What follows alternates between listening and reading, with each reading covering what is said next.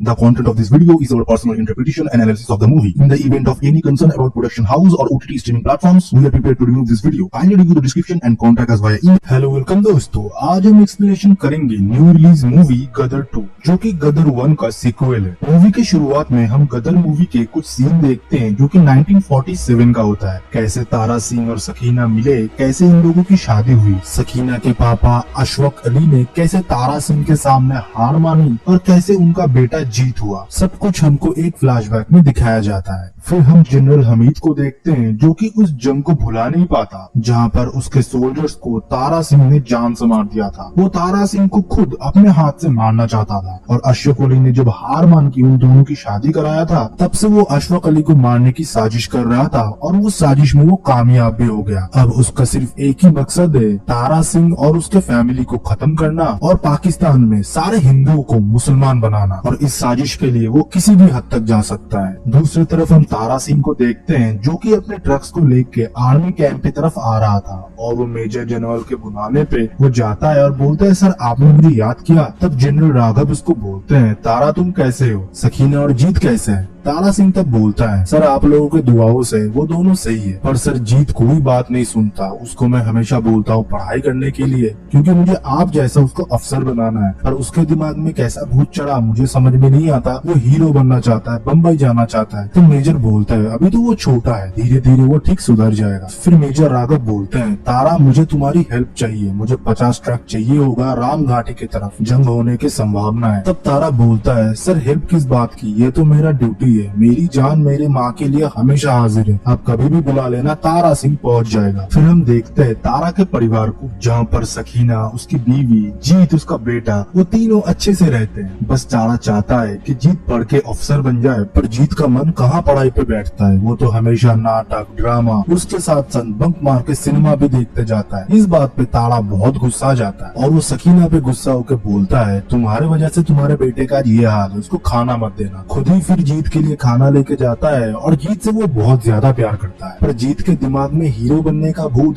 इस तरह सवार था कि वो पढ़ाई लिखाई एकदम छोड़ दिया था, क्लास भी बंक करने लगा था। तारा फिर मजबूर होकर उसको चंडीगढ़ भेजता है पढ़ने के लिए। फिर एक दिन रात को सकीना तारा से बोलती है, तुम्हें पता है जब तुम मुझे हिंदुस्तान लेके आए थे, अम्मी मुझे खत लिखा करती थी कि पापा रात रात भर रोया करती है कि मेरी बच्ची मेरे पास नहीं है। सारे माँ बाप के पास उनके बच्चे उनके लिए सबसे कीमती चीज होता है। फिर हम देखते हैं राम घाट के सरहद पर हिंदुस्तान और पाकिस्तान के बीच में जंग चल रहा था और कमांडर बोलता है, सर उनके पास एमिनेशन है और हमारे पास हथियार है, पर वो नीचे है, हमको पहाड़ तक लेके जाना पड़ेगा। तब मेजर बोलता है, तुम थोड़ा रुको, मैं ट्रक भिजवाता हूँ, और वो ट्रक लेके आता है तारा सिंह। और तारा मेजर से बोलता है, साहब आप चिंता मत करो, उनको बस मेरा नाम बता देना कि तारा सिंह आया है, उनके लिए मेरा नाम ही काफी है, मैं पूरा हथियार सर ऊपर तक पहुँचा दूंगा। फिर तारा और उसके आदमी ट्रक लेके पाकिस्तान की गाड़ी को कुचलते हुए पहाड़ के ऊपर जा रहे थे और उधर जाके खुद भी जंग लड़ रहे थे। तब उसको दूर से पाकिस्तानी जनरल हामिद देख लेता है और उसका मनोकामना पूरा हो जाता है तारा को मारने का, और वो आर्मी को बोल के तारा की तरफ बमबारी कराता है। फिर जब तारा का पता नहीं चलता है, सकीना और जीत तब बेस कैंप पहुंचते हैं और तारा सिंह के बारे में पता करते हैं। तब आर्मी ऑफिसर बताते हैं, हमारे बहुत सारे जवान भी लापता हैं, हम प्रोटोकॉल नहीं तोड़ सकते,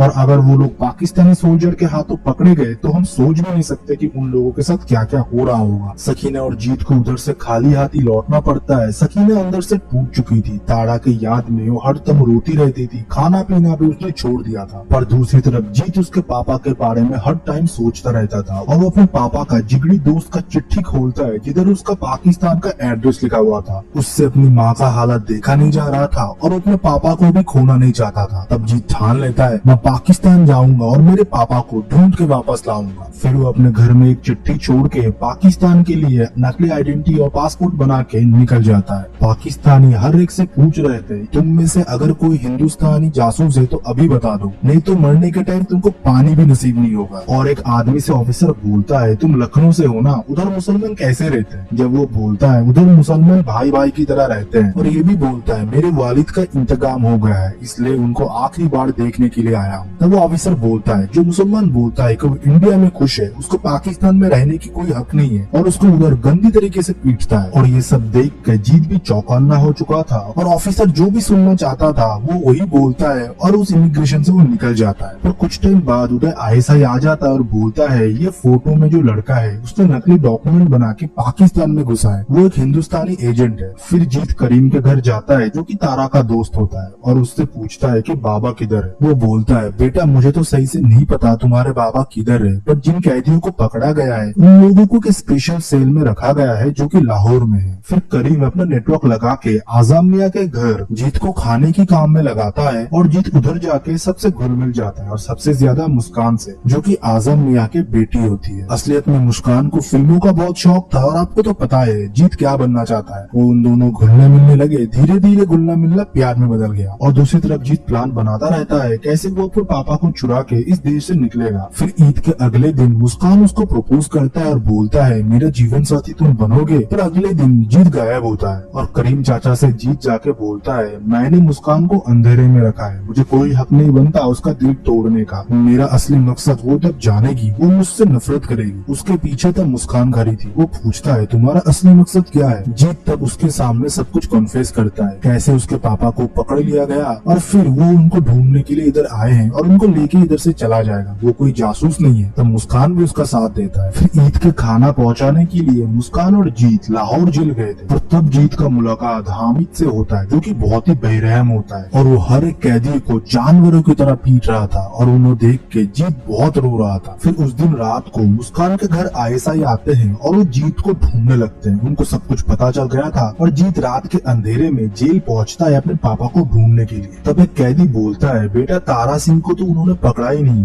जब उन्होंने बमबारी की थी तारा सिंह नदी में गिर गए थे, और उन लोगों ने हम लोगों को पकड़ लिया। और दूसरी तरफ तारा घर पहुंचता और सकीना को सारी बात बताता है, कैसे वो नदी से गिर गया, वो कोमा में चला गया था, वो चाह के भी ना घर पहुंच सकता था, ना किसी से खबर भिजवा सकता था। और जब उसको पता चलता है कि उसको बचाने के लिए जीत पाकिस्तान गया है, वो गुस्सा और इमोशनल दोनों एक साथ होते हैं, और सकीना से वादा करता है, मैं जीत को वापस ले आऊंगा, तू चिंता मत कर। फिर तारा पाकिस्तान के लिए रवाना होता है, और रास्ते में उनको अपनी फैमिली के हर एक मेमोरी याद आता है। फिर तारा पाकिस्तान पहुंचता है, उधर हिंदुओं को मुसलमान बनाया जा रहा और हिंदुस्तान मुर्दाबाद के नारे लगाया जा रहा था। उस माहौल को देख के वो चुपचाप उधर से निकल के करीम के घर पहुंचता है, पर करीम उधर नहीं था, पर रास्ते से उसको इकबाल उठा लेता है। इकबाल तारा का दोस्त होता है, और वो करीम से उसका मुलाकात कराता है। फिर उसको जीत के बारे में पता लगता है कि जीत को पकड़ लिया है। दूसरी तरफ हामिद जीत को बहुत पीटता है, और जीत तब बताता है, अगर मेरे पापा को एक बार पता लग गया ना, तुमने मेरा ऐसा हालत किया है, तेरा सर तेरे घर से अलग कर देंगे वो। और हामिद ने मुस्कान को भी मजबूर कर दिया था ये बोलने के लिए कि जीत ने उसका बलात्कार किया है, और ये बात बोलने से आवाम भी जीत पे भड़क जाता है और उस पर पत्थरबाजी करने लगता है। और तभी तारा सिंह का एंट्री होता है। ये एंट्री बहुत ही ग्रांड था, और आपको देखने में बहुत मजा आएगा। तारा तब आके बोलता है, पाकिस्तान से ज्यादा मुस्लिम हिंदुस्तान में है, अगर जितने मुसलमान अभी पाकिस्तान में हैं, उनको मौका मिले हिंदुस्तान में बसने का, तेरा पाकिस्तान कटोरा लेके खड़ा होगा, भीख देने के लायक भी कोई नहीं बचेगा। फिर क्या घमासान एक्शन शुरू होता है भाई, बहुत ज्यादा एक्शन होता है। फिर हामिद के बेटे को चारा बना के बाप बेटे दोनों उधर से निकल जाते हैं, और रात को कर्नल हामिद को बुला के बोलता है, तुम्हारे पास 72 घंटे हैं, अगर तो उन लोगों को पकड़ लो, नहीं तो खुद की मुंडी मेरे जूते के सामने लाके रख देना। फिर वो लोग सकीना से बात करते और बोलते हैं, हम लोग ठीक है। और करीम बताता है, भाईजान पूरे बॉर्डर को हमीद ने सील करा दिया है, हमारा अभी निकलना इधर से बहुत ही मुश्किल है। तभी एक पाकिस्तानी सोल्जर आता है और उनपे गोली चला देता है। फिर क्या बीच बीच में जो एक्शन देखने को मिलता है वो ऑसम है। एक सीक्वल मूवी से मैंने तो इतना एक्सपेक्ट नहीं किया था, पर सनी पाजी ने जो कमाल दिखाया है भाई, वो बॉक्स ऑफिस पे धमाका मचा देगा। फिर उनके गाड़ी के ऊपर रॉकेट लॉन्चर मारा जाता है और बाप बेटे अलग हो जाते हैं। फिर रात को वो लोग एक दूसरे को इधर उधर ढूंढ रहे थे, और तारा तब वही पुराना गाना गाता है जो कि उसके छोटे टाइम से जीत को सुनाया था, उर्जा काले कावा तेरे। और जीत घायल हालत में भी वो गाना गुनगुना रहा था। फिर से वो लोग मिल जाते हैं। फिर वो लोग बॉर्डर क्रॉस करते हैं, उनको आजम मियाँ मदद करते हैं, वो भी मुस्कान की खुशी के लिए, क्योंकि एक बाप के लिए अपने बच्चे की खुशी सबसे बड़ी होती है। और वो मुस्कान को भी उनके साथ भेज देते हैं, और खुद वो लोग पाकिस्तानी बॉर्डर क्रॉस करके देश छोड़ रहे थे, पर उन लोगों को हामिद पकड़ लेता है और हेलीकॉप्टर से एक एक करके नीचे फेंकने लगता है। तब तारा के पास कोई रास्ता नहीं था और जीत और उनको सरेंडर करना पड़ता है। फिर उनको हामिद बात के बोलता है, बोल हिंदुस्तान मुर्दाबाद, और ना बोलने पे उन लोगों को बेरहमों की तरह मारता है। और तारा तब बोलता है, मेरे बच्चों को मत मारो, तुम्हें क्या लगता है अगर हम बोल दे हिंदुस्तान मुर्दाबाद तो क्या हिंदुस्तान मुर्दाबाद हो जाएगा? हिंदुस्तान कल भी जिंदाबाद था,